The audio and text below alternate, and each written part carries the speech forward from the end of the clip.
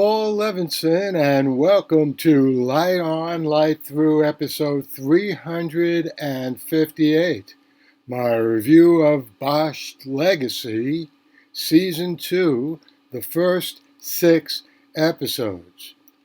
Well, I've been doing this podcast since 2006, and I can't remember when the first Bosch season, that's actually Bosch, not Bosch Legacy, debuted on Amazon Prime Video, probably, 8 or 9, 10 years ago. And I've reviewed a lot of streaming television shows, and I've never reviewed Bosch. And I don't know why, because I've also said in my written reviews that I think Bosch is the best cop show I've ever seen on television. And I've seen a lot of cop shows. So that shows how good I think Bosch is. And today, Tuesday, October 31st, happy Halloween, you're going to hear my review of the first 6 episodes of the new season, Season 2 of Bosch Legacy. So I caught the first 4 episodes of this new second season of Bosch Legacy on Amazon Prime Video. This is the post-Bosch series in which Harry Bosch has moved from the LAPD to being a private investigator. Of course, he's still living and working in Los Angeles, and his daughter Maddie has joined the LAPD.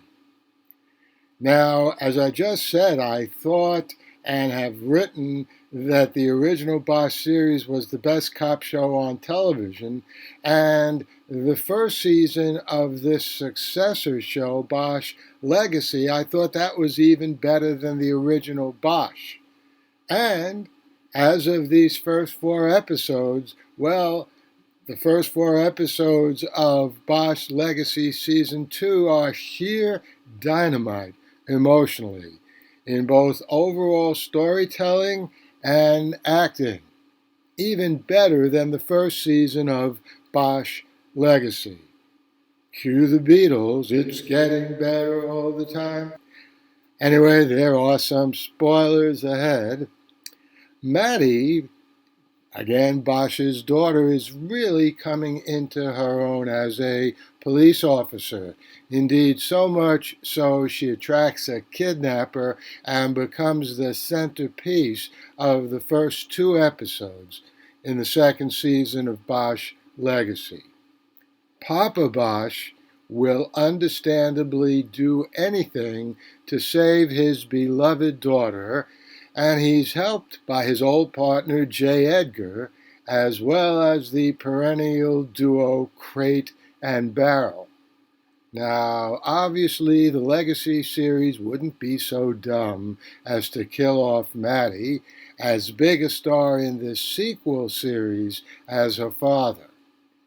And knowing this makes the tension and excitement of how she's rescued even more impressive to see on the screen. The 3rd and 4th episodes introduce a new, suitably dangerous story as it pulls some strings embedded in previous seasons. Unlike the first 2 episodes, in which Maddie's kidnapping is resolved as her father uses every ounce of his intelligence and instincts to save her, the 4th episode keeps us right on the edge of suspense right through the end. Maddie gets a promotion, Honey Chandler plays a central role, and these episodes team with a full gamut of LA cops, the good, the bad, and former LA cops. By the way, it was also good to see Mo back this season with his tech, smarts, and sarcasm. The acting is better than ever. Madison Lynch as Maddie is the epitome of getting better and better, and everyone else, including Titus Welliver as Bosch, are as superb and incisive as ever. But I'll conclude this part of my review with my typical current complaint about Amazon Prime Video and Netflix. I miss the days when I could binge complete seasons and review them as soon as the new season was available. But let's get to episodes 5 and 6. They were on just a few days ago. These episodes continue this powerhouse of a new season of Bosch Legacy. First of all, Madison Lynch continues to really impress with her performance as Harry's daughter. Her stepping up and confronting her attacker in the courtroom as she testifies to the deleterious impact the attack had on her life. Well, that was an outstanding piece of acting. And she's equally good in her scenes with her partner, also with her boyfriend, delivering emotional subtlety and even humor in the breakneck world she inhabits. And it's good to see Max Martini back on the screen. I first saw him years ago in The Unit. He was excellent in that. This time in Bosch Legacy, he plays the brutal, villainous detective Don Ellis. Now, Bosch in the original series was always confronting crooked cops, or as they say in the UK, bent cops, but this time, Ellis is highly intelligent with a strong partner, Detective Long, who's willing to do Ellis's bidding, and together they make a formidable adversary to Harry, Maddie, and Honey Chandler. Mo also continues at the top of his game in these 2 episodes, as well as finding some romance with a sexy podcaster. Well, good for him. Mo deserves more from life than just chips and hacks. And Harry will need all the help he can get against Ellis and Long as he slowly gets to the bottom of the murder that brought Honey and Maddie and him into the sights of these murderous detectives, and who knows what bigger marauders they may be working for in the first place. And I'll see you here soon after Prime Video doles out a few more episodes in the weeks ahead. The Light on Light Through podcast.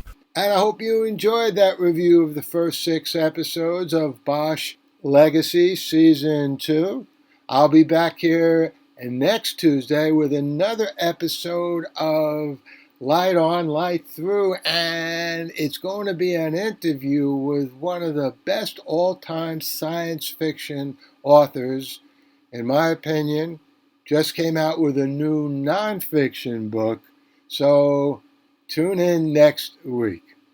In the meantime, stay safe, stay sound, and keep doing whatever you can to help the democracies of Israel and Ukraine fight off the terrorists and fascists that are attacking their country.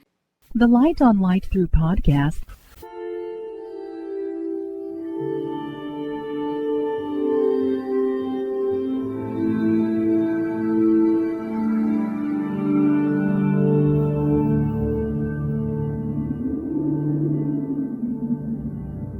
Athens, 2042 AD.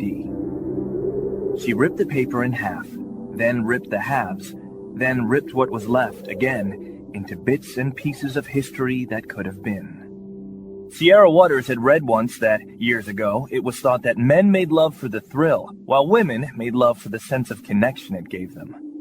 Curled Up with a Good Book says, Sierra Waters is sexy as hell.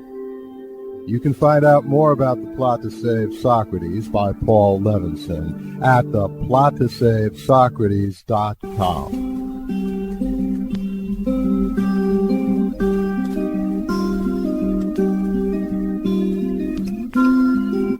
Paul Levinson spoke code about about an ancient biotech war raging on in secret for centuries.